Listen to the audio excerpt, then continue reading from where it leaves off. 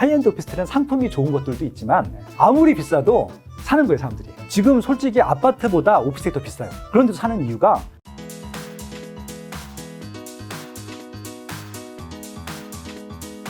자, 네 번째 주제는 제가 굉장히 관심이 많은 주제입니다. 아, 진짜? 네. 오피스텔 투자. 제가 오피스텔을 2번을 살 번 잠깐 생각하다가 이제 전문가분들이 아니야 오피스텔은 아니야 이런 얘기 굉장히 많이 하셔서 이제 멈춰도 했었는데 네. 어쨌든 최근에 오피스텔에 관심이 많은 것 같은데 네. 일단 왜 트렌드가 되고 있는지 한번 이제 요약 정리 한 번만 좀 부탁드릴게요. 오피스텔은요, 원래 이렇게 투자 트렌드가 될 만큼 인기 있는 상품은 아니었어요. 그쵸. 그러니까 과거에 소소한 월세를 받는 네. 집은 많았습니다. 1인 가구들이나 2인 가구들, 지금 초역세권들, 오피스텔 제일 많은 지역 중에 하나가 강남역 사거리, 맞아. 테헤란로. 네. 거기 사이사이에 다 오피스텔이에요. 다 그 월세 목적이었잖아요. 그러니까 일반 오피스처럼 보여도 오피스텔이 되게 많거든요. 일반 건물인데. 그게 다 오피스텔인데, 그게 다 소형이에요. 원스페이스라서 방 하나짜리. 화장실 한 하나. 10평. 예, 10평도 안 돼요. 5평, 5평밖에 안 돼요. 전용 면적은. 그런 것들이었었는데, 그런 것들은 월세가 세팅이 잘 되면 시세가 오르기도 했었어요. 근데 한번 세팅되면 가격이 안 오르죠. 근데 어느 순간부터 주거용 오피스텔이 나옵니다. 그러니까 이렇게 방 2개, 화장실 하나, 혹은 방 3개, 화장실 2개, 이런 게 나오기 시작했거든요. 네. 주거를 대처할 수 있는 오피스텔이 나온 거예요. 근데 그런 입지들은 일단 아파트가 많은 입지에서는 수요는 있어요. 왜냐면 좀 기반시설, 그러니까 로비도 있고 커뮤니티도 있고 깔끔하거든요. 그렇죠. 아파트랑 비슷하죠. 근데 이제 문제는 이게 주택 한 채끼리 비교하게 되면 취득세도 비싸고 재산세도 비싸요. 맞아. 인기가 별로 없죠. 그리고 이제 보통 아파트 같은 경우는 나중에 재건축할 것까지도 기대하고 사거든요. 근데 오피스텔은 지분이 되게 작아요. 재건축할 가능성도 낮고 그러다 보니까는 이게 미래 가치도 낮고 네. 현재 세금도 많이 내다 보니까 인기가 별로 없었어요. 이런 큰 중대형 오피스텔 같은 경우는. 맞아. 그래서 중대형 오피스텔 중에서 가격이 올라가는 게 거의 없어요. 근데 최근 몇 년 동안 올라가기 시작했죠. 100%다 그런 것들인데 뭐냐면은 아파트를 대처할 수 있는 입지에, 그러니까 아파트가 들어가야 되는데 아파트는 못 들어가고 남은 블럭이 상업지역이에요. 상업지역에는 아파트 못 짓거든요. 오피스텔만 질 수 있어요. 그런 입지들은 입지가 좋기 때문에 아파텔이라고 하는 주거용 오피스텔 들어가게 되면은 인기가 많죠. 네. 그런 데들은 많이 올랐죠. 대표적인 데가 광교 신도시, 광교 신도시. 그다음에 동탄 신도시. 동탄. 거기는 입지가 제일 좋은 데 오피스텔이 들어가 있어요. 네. 예, 그런 것들은 올라갈 수 있었죠. 그래서 그 외에 일반 아파트 블럭에 있는 주거용 오피스텔은 하나도 안 올랐어요. 분당에도 주거용 오피스텔 되게 많은데 하나도 안 올랐었고. 지금도요? 지금 최근에 올랐어요. 최근에. 그러니까 이전 얘기하는 거예요. 아. 그 일산의 백선역 앞에도 주거용 오피스텔이 있었는데 거의 안 올랐었거든요. 근데 그동안 그래서 20년 동안 거의 안 올랐고 10년 동안 거의 안 올랐었는데 최근 1년 동안에 그 중대형 오피스텔이 아까 말씀드린 대로 더블씩 오른 거예요. 예, 많게는 3배까지 올라간 지역들도 많고. 그 이유가 아파트를 구할 수가 없어요. 두 가지 이유인데 하나는 매물 자체가 적은 경우도 있고요. 또 하나는 대출 때문에. 대출 막아놨어요. 예, 그러니까 이게 진짜 자기 순수한 선찰로 사시는 분들이 몇 명이나 되겠습니까? 예, 그러니까 아파트 같은 경우는 15억 이상이면 대출이 10원도 안 나옵니다. 서울 같은 경우는. 근데 오피스텔은요, 40억짜리도 대출이 나오고요. 50억짜리도 나와요. 얼마쯤 나와요? 많이 나와요. 일단 50% 이상은 나오고요. 50%는 예, 기본. 자기의 그 이자를 감당할 능력을 따져봐야 되겠지만, 네. 호마 빌딩이랑 비슷해요. 그렇게 나와요. 예, 빌딩이랑 똑같이 나옵니다. 그래서 일단 대출이 나오고, 그리고 이건 또 주택이 아니잖아요. 네. 주택수에 포함이 안 되겠네요? 그래서 이게 그 중과가 안 돼요. 취득세도 좀 어떻게 보면 과거에는 4%가 비싼 거였거든요. 네. 주택 1주택에 있는 1%나 2%였었는데 그래서 오피스텔 살 때 취득세가 비싸다고 했는데 지금은 주택 2주택자부터는 8%잖아요. 그러니까 4%가 싸 보여요. 아파트 취득세 원래 그거보다 이제 오피스텔 비쌌는데 그러니까 이런 거죠. 다주택자는 그러니까 집이 한 채 있는 분들은 집을 한 채 더 살려면 8%, 두 채 있으면 12%를 내야 되잖아요. 근데 다주택자들은 집이 한 채 있어도 오피스텔 살 때 그냥 4%만 내면 돼요. 예, 그렇기 때문에 세금도 부담도 덜하고 그다음에 네. 여기 갖고 있어도 중과가 안 되니까 네. 그리고 무엇보다 대출이 나오니까 그런 거죠. 야, 말씀 들어보니까 돈이 갈 데가 없어서 지금 빈틈을 찾아서 다 가고 있는 듯한 느낌이 드네요. 그러니까 어떤 느낌이 드냐면요. 그 손 칼국수 해보셨죠? 이렇게 쭉 이렇게 뭉치게 있다가 쭉쭉 밀면은 진짜 요만했던 게 이따매지잖아요. 그러니까 평소 때는 가지 않았던 그런 지역들 있잖아요. 가지 않았던 지역, 가지 않았던 상품들까지 다 그냥 투자 수요층을 이렇게 정부 정책으로 밀고 있는 느낌이 들어요. 풍선 효과죠. 풍선 효과. 오피스텔 보니까 뭐 하이엔드 오피스텔이랑 예. 뭐 아파트는 알겠는데 네, 아파트는 그냥 주거용 오피스텔. 두 개 차이는 뭐예요? 하이엔드는 말 그대로 끝장 오피스텔의 끝장 오피스텔이 아니라 시그널 그냥- 같은 거 말하는 건가요? 그렇죠. 그러니까 아. 주택 상품의 끝판왕인 거예요. 그러니까 모든 걸 다 넣어요. 그러니까 아파트는 거기 그렇게 넣을 수가 없어요. 일반 주거기 때문에. 근데 거기는 그러니까 주거 상품으로 넣을 수 있는 상품 수준들의 끝판왕을 보여주고 서비스의 끝판왕을 보여줍니다. 호텔하고 접목해서 호텔식 서비스가 들어갈 수도 있고 네. 아파트는 그게 안 되거든요. 네. 일단 로비가 있어야 되기 때문에. 예, 그러니까 주상복합 식이어야 되고 그리고 뭐랄까 안에 있는 또 보안이라든지 뭐 이런 시스템 같은 경우가 이게 또 너무 커도 안 되고 동이 나눠져 있어도 안 되는데 이거는 그냥 한 동에 다 있는 것들이기 때문에 네. 시스템을 다 몰아넣을 수 있거든요. 그러다 보니까 마감재도 비싼 거 쓰고 예, 때문에 이런 또 여러 가지 없는 시설도 넣고 그러다 보니까 이전에 없는 상품이 나왔던 것들이고요. 여러분들이 상상하는 모든 주택 상품들 상상했던 게 다 들어가 있다고 보시면 될 것 같아요. 대표적인 데가 어디 있죠? 하이엔드 오피스텔? 지금 제일 유명한 게 이제 그 PM 폴루스라고 예. 지금 청담동에 있는데 그게 네. 시초였었고요. 근데 그건 좀 중대형이고 네. 최근에는 소형, 그러니까 중대형 하이엔드는 몇 개 있었는데 네. 일반인들이 건들 수 있는 가격대가 아니에요. 트리마제가 하이엔드 오피스텔인가요? 아니요, 거기는 이제 아파트. 아. 예, 그리고 그 뭐 저는 상품 전문가이기도 하니까 네. 트리마제는 일반 아파트, 고급 아파트가 아니라 그 옆에 있는 오히려 갤러리아 폴레나 네. 서울 아크로프레스트가 좀 고급 아파트고 트리마제는 일반 아파트인데 거기는 왜 고급 아파트처럼 보였냐면요, 커뮤니티 시설 나중에 개발했어요. 골프장 넣고 뭐 이런 것들 때문에. 그래서 고급 아파트처럼 마케팅을 잘한 거 이렇게 이해하시면 될 것 같습니다. 지금 강남구 청담동, 삼성동, 논현동 요 라인에 새로 생기는 오피스텔들은 다 하이엔드급이라고 보시면 될 것 같고요. 네. 이름도 다 기억이 안 나요. 뭐 르피에르 뭐 이런 것들도 있고 아무튼 하이엔드 오피스텔들은 이게 시공사 브랜드가 들어간 것이 아니기 때문에 네. 좀 멋진 이름들을 예, 넣어가지고 네. 만듭니다. 저 이름도 다 기억 못 하는데 요즘은 소형입니다. 원스페이스인데 방이 몇 개 들어가서 거의 혼자나 두 명 살 수 있게 만드는데 예를 들어서 수영장이 있고요. 세대수가 몇 세대 안 되는데 200세대, 300세대밖에 안 되는데 네. 주차 대수를 한 세대당 4대씩 주고요. 왜냐면 요새 슈퍼카 갖고 계신 분들이 많잖아요. 예, 그렇게 하기도 하고. 그 다음에 호텔식 로비 서비스도 하고요. 그 다음에 또, 실내 볼링장. 이야. 그 다음에 골프장이 있는데 이게 비거리가 한 20m 되는 네. 이런 것들 넣고 막 한동인데 네. 그런 것들이죠. 그리고 막 그 서비스가 지하 주차장에 그 슈퍼카들을 딱 전시해 놓고 네. 그걸 렌트를 해줘요. 입주민들 대상으로. 시간당 얼마씩 받고. 이야. 그런 예. 것도 있구나. 예, 그리고 펜트하우스 있고, 그다음에 또 거기 또 클럽하우스 같은 것도 만들어 놓고, 네. 초대해서 또 놀게 하기도 하고, 네. 뭐 그런 것들. 그러니까 기존 아파트에서 전혀 구현할 수 없는 것들, 네. 는거 하이엔드 오피스텔인데, 하이엔드 오피스텔은 상품이 좋은 것들도 있지만, 네. 이게 오피스랑 똑같아요. 대출이 나와요. 예. 그러다 보니까 아무리 비싸도 사는 거예요, 사람들이. 예를 들어서 이게 실제 면적이 뭐 한 18평밖에 안 되는데, 네. 한 3, 40억 해요. 네. 사요. 그러니까 평당 1억이 넘어가요, 지금. 네. 그래서 지금 솔직히 아파트보다 오피스텔이 더 비싸요. 그런데도 사는 이유가 대출이 나오고 주택이 안 잡히고요. 특히 아파트 같은 경우는 자금 출처 증빙 서류를 막 써야 돼요. 근데 오피스텔은 안 써도 되잖아요. 안 써도 돼요? 네, 오피스텔이기 때문에 규정이 없거든요. 이게 뭐냐면은 강남의 자산가 분들이 자녀분들한테 뭔가 증여하고 싶은데 돈을 세금 내는 건 상관이 없는데 지출 증빙을 할 수 없는 경우가 좀 있어요. 근데 이거는 지출 증빙 합의가 없기 때문에 그런 걸 한 채씩 그냥 사주기도 하더라고요, 증여용으로. 예, 그래서 15억짜리, 20억짜리, 30억짜리 그냥 사줘요. 거기서 거주하라고 하고. 예. 예, 그런 오피스텔이 지금 하이엔드 오피스텔. 부럽네요. 부럽죠. 그런 네, 부모님이 부럽죠. 있어서. 그래서 그런 시장들이 최근에 유행을 했고, 이게 유행된 지 한 2년밖에 안 됐어요. 일반인들은 아직 모를 것 같고요.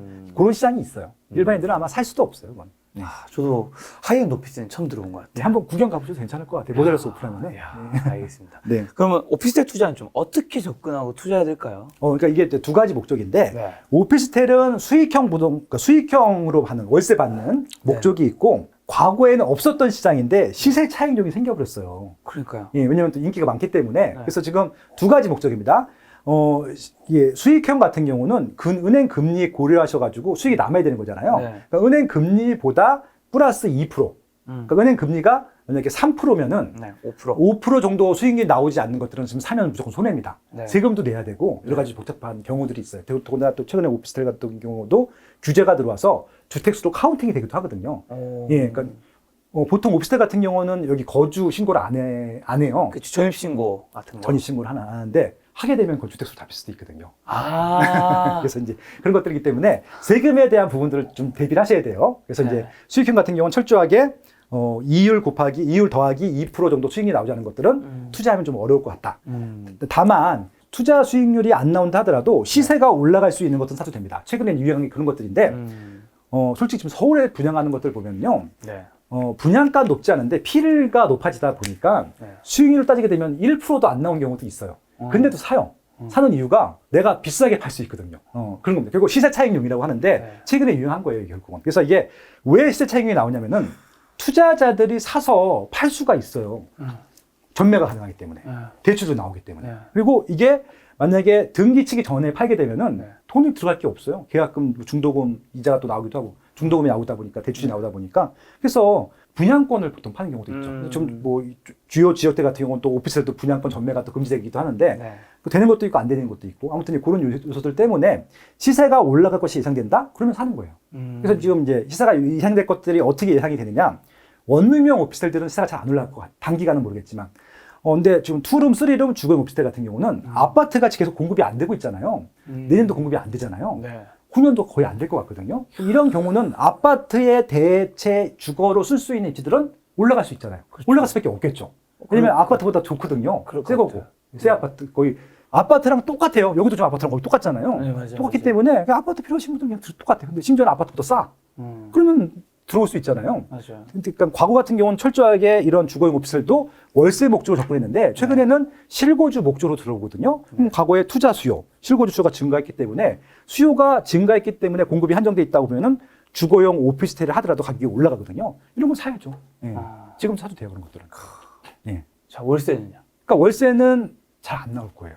지금 그래서 지금 오피스텔 사시는 분들은요, 네. 월세 목적으로 사시는 분들은 없어요. 지금은 없다. 옛날에 있었는데. 그러니까 저희 어머니가 15년 전에 오피스텔을 일산 오피스텔 하셨는데 네. 그때 수익률로 10%를 맞춰놓으셨어요. 네. 그분은 대출도 없으니까 지금도 10% 받고 계세요. 그냥 네. 월세도 안 올라가 대신 세팅을 해놓은 안 올라가는데 워낙 그때 투입 금액이 적으셨기 때문에 그냥 네. 똑같은 월세 받고 계시더라고요. 그러니까 예전엔 가능했는데 지금은 월세 목적으로는 안 돼요. 수익률이 안 나와요. 시세가. 그러니까 제가 좀 당부를 드리고 싶은 게 뭐냐면은 시세가 올라갈 것 같지 않은 것들은 사시면 안 돼요. 방법이 없어요. 손해입니다. 세금을 내야 되기 때문에. 예. 자, 이건 뭐 정말 그냥 개인적인 질문인데 예. 만약에 제가 여기를 지금 월세로 이제 있는데 내년에 계약 기간이 끝날 거잖아요. 네. 이거를 이제 뭐 집주인 팔지도 않겠지만 이걸 산다. 두 선택 중에 산다를 선택하는 거는 옳은 선택일까요? 저는 이거 가격 내고 잘 하셔갖고 네. 사셔도 좋을 것 같아요. 입지가 너무 좋아요, 여기. 아, 왜냐면 여기는 주변에 대처할 수 있는 주거지가 없잖아요. 더군다나 주거 타운이기도 하고, 네. 그러니까 모든 조건을 다 가졌잖아요. 여기 업무의 중심지기도 하고요. 네. 교통의 중심지기도 하고, 네. 주변이 다 새 아파트촌입니다. 더 들어올 부지가 없어요. 지금도 인기가 많은 주거지인데 더 들어올 수가 없잖아요. 여긴 주거용 오피스텔인데 네. 그 전에 시세보다는 많이 올랐지만, 너무 많이 올랐어요. 많이 올랐는데 주변에 있는 주거라고 얘기해요. 7장 올랐다고요. 7장, 7장은 요새, 7장은 충격받았어요. 명함도 내렸죠. 이 주거 아파트들은요, 10장, 20장이 올랐어요. 예. 근데 아파트는 덜 올랐잖아요. 저 이런 7장, 10장 소리 들을 때 같은 생각, 세상이 잘못된 것 같아요. 맞아요. 진짜. 아니, 어. 일반 사람 도대체 어떡하라고 도대체. 그러니까 못 사요, 지금. 그러니까 여기는 입지가 좋은 데서 그렇게. 그러니까 결국은 일반인들은 뭐 나중에 말씀드리겠지만은 입지를 바꾸셔야 돼요. 바꾸는 게 없어요. 좋은 입지는 지금 못 들어가요. 돈이 없으면. 그래서 결국은 이거 만약에 내년에 계획하실 때 한번 물어보세요. 네, 알겠습니다. 음.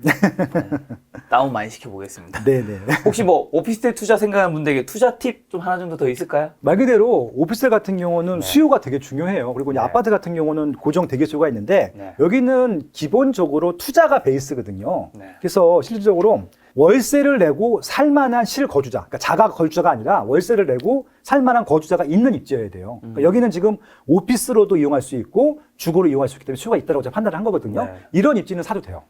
수요가 있기 때문에. 근데 그냥 투자자들이 몰려가서 단기간 올라간 데가 있어요. 지금 제가 봤을 때는 말도 안 되는 입지들인데 워낙 분양 쪽에다가 분양권 전매할 수 있는 지역들이 많다 보니까 그걸로 몰리는 겁니다. 거기 중에 저는 거의 60%, 70%는 빠질 거로 봐요. 예, 그건 조심하셔야 돼요. 이렇게 수요가 검증된 데들은 사도 되는데, 그러니까 이거는 신축, 구축이 필요 없을 것 같아요. 네. 예, 그래서 좀, 분양권 사시는 건 좋은데, 내가 처음에 사서 바로 넘길 수 있다. 단타가 가능하다. 그러신 분 상관이 없는데, 내가 실거주까지 목적 고려한다. 네. 이거는 아닌 것 같아요. 예, 예, 그 전에 넘기셔야 돼요. 야, 입지 수요를 지금 제가 있는 곳으로 딱 비유를 드니까 바로 이해가 되네요. 그러니까 이게 아. 오피스텔은 두 가지 목적이라고 말씀드렸잖아요. 네. 오피스 수요랑 주거 수요가 다 있는 데거든요. 여기 두 가지가 다 있죠. 그렇잖아요. 예. 아, 그렇구나. 예. 자. 또 요즘에 뜨거운 네. 시장이죠. 5번째. 지식산업센터와 이제 또 건물 토지까지 한번 이야기 한번 여쭤보려고 하는데요. 요즘 지식산업센터 하라고 해서 이렇게 길게도 얘기 안 하더라고요. 지산 얘기 하더라고요. 네. 요 지산이 일단 뭔지, 그 다음에 좀 어떤 방식으로 투자해야 되는 건가요? 일반 사람들 진짜 모르는 분 많을 것 같아요. 다시 말씀드리지만 그렇지. 당신만 몰랐던 부동산 투자입니다. 그게 바로 지산 부분일 텐데요. 그러니까요. 지산은요 가격이 계속 오르긴 했는데 네. 올라간 데가 있고요. 심지어 지금도 안 올라간 데가 있어요. 근데 지금은 다 올라가고 있는 추세예요. 정확히 말씀드릴게요. 이거는 여러분들은 지산 같은 경우는 실거주로, 그러니까 실사용 목적으로 들어가지 못하잖아요. 이건 주거가 아니에요. 일단 지산이 뭔지 모르시는 분들. 네네. 지식산업센터잖아요. 네. 그 전 이름은 아파트형 공장이었어요. 아, 아파트형 공장. 예, 공장이에요. 작은 공장, 작은 제조업. 근데 그것이 이제 아파트처럼 층층이 호수별로 분할해서 분양을 했던 것. 그 혹시 가든파이브 같은 거. 유사하기도 한데 그건 오피스에 가깝고, 예, 그러니까 보통 이제 가산동이나 구로동, 그러니까 서부 간선도를 타고 가다 보시면 옆에 지산들이 많거든요. 네. 예전에 그 가산 디지털 단지, 네. 디지털 단지 보시잖아요. 다 공장이었거든요. 네. 공장 부지들을 이게 좀 공해 오염 때문에 수도권에서 싫어하잖아요. 네. 그것들을 지방으로 옮기고 그 부지에다가 일반 주거가 들어오긴 그렇기 때문에 네. 이런 아파트형 공장을 짓습니다. 그래서 뭐 섹션 오피스라고 할 수도 있고 아파트형 공장이라고 할 수 있는데 구역을 나눠서 소규모로 분양을 한 겁니다. 네. 그러니까 보통 대규모 제조업들은 단독 주택, 그러니까 단독 부지를 가져야 되는데 네. 그렇게 대규모가 필요가 없는 데들이 있거든요. 그런 소규모 사업장들을 위해서 작은 공장, 작은 오피스를 만들어준 게 지식산업센터라고 보시면 될 것 네. 같고요. 근데 이제 예전에는 진짜 공장이었었거든요. 물창고나. 네. 근데 쓰다 보니까 그런 공장 수요들은 큰 면적이 다 필요하더라고요. 결국은 그것들은 단독으로 용지를 쓰는 데로 가다 보니까 서울 수도권은 비싸서 경기도나 인천을 많이 갔고요. 지방으로 많이 갔고 서울에 있는 지역들은 오히려 오피스, 본사 기능들을 하거나 간단하게 쓸 수 있는 그런 걸로 하다 보니까 네. 용어가 아파트형 공장에서 네. 지식산업센터로 바뀌었어요. 실질적으로 이런 지식을 파는 업종들이 많이 들어왔죠. 연구소라든지 본사 기능하는. 그래서 지금은 지식산업센터가 됐는데 네. 최근에는 또 뭐 첨단 지식산업센터. 네. 용어가 멋있어졌습니다. 아무튼 지금까지 용어는 지산이 제일 많고요. 네. 지산센터. 그래서 지금 이건 철저하게 오피스다. 그러니까 제조업이라 하더라도 작은 제조업이다. 네. 결국은 오피스 역할을 하는 본사 역할을 하는 그런 작은 기업체, 법인. 네. 법인 정도로 보시면 될 것 같아요. 근데 그런 것들을 위해서 분양한 것들인데 시세가 안 올랐어요, 여기는. 네, 맞아요. 가산 디지털 단지, 구로 디지털 단지 분양가가 얼마였었냐면요. 평당 300, 400, 200짜리도 봤었어요. 근데 그게 별로 안 올랐어요. 근데 월세 수익률이 꽤 나왔었죠. 네. 그래서 거기도 한 5%에서 10% 정도 차이가 나왔었는데 이 상품의 가장 큰 장점이 뭐냐면요. 대출이 90%까지 나와요. 아, 이건 90%. 예, 공장이라서 그래요. 이거 특례법이죠, 대부분. 그래서 80%가 기본이고 90%는 신용대출이 좀 나와요. 그러니까 80%를 베이스로 깔고 시작한다 보시면 될 것 같습니다. 그래서 결국은 계약금만 있으면 살 수 있는 상품이었었는데 그래도 가격이 안 올랐었어요, 여기는. 왜 들어갈 수 있는 사람들만 들어가다 보니까. 근데 오피스 알아보셨지는 않으셨죠? 오피스가 좀 비싸요. 네. 근데 이 지산 같은 경우는 장점이 뭐냐면요.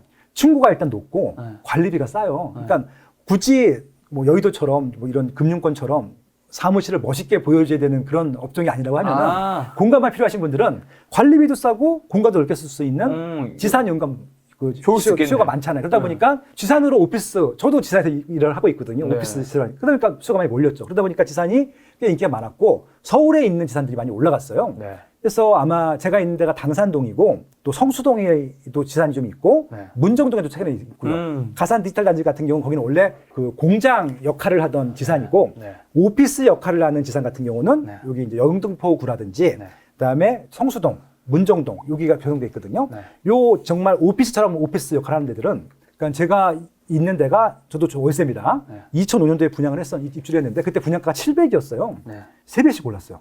영등포구는. 성수동이랑 물레동은 4배, 5배가 올랐어요. 그러니까 오피스 역할을 하는 거죠. 그래서 지금 기존 지산들이 많이 올라가다 보니까 네. 그 가격대면은 분양이 되겠다. 그래서 지금 지산을 공급하는 업체들이 이 공장 부지해야 되거든요. 이 용지가 공장해야 되니까 소규모 공장들을 막 사들입니다. 그래서 그 지금 개발해서 막 분양을 하기 시작했고요. 분양이 다 완판이 됩니다. 서울 같은 경우는 분양을 안 해요. 이미 분양이 끝나 있어요. 시행사대 물건 갖고 있고 하나씩 풀어요. 맞아요. 하나씩 풀기 때문에 분양을 할 수도 없고 여러분들 아마 모델하우스 이런 거 못 보셨을 것 같아요. 그래서 지금 서울에 있는 것들은 구하는 게 능력입니다. 그러다 보니까 사람들이 어디까지 관심을 갖고 있냐면은 경기도 인천에도 좀 분양을 하고 있거든요. 거기 지금 분양권, 분양을 못 받고 누가 산 것들을 받을 수 있어요. 분양권 점유가 자유롭다 보니까 그래서 지금 그렇게 좀 투자를 하고 있다. 그렇게 말씀드린 겁니다. 아니, 저 요즘 진짜 핫하다 느끼는 게 제 친한 동생 중에 한 명이 네. 지산을 지금 2개인가 3개를 샀더라고요.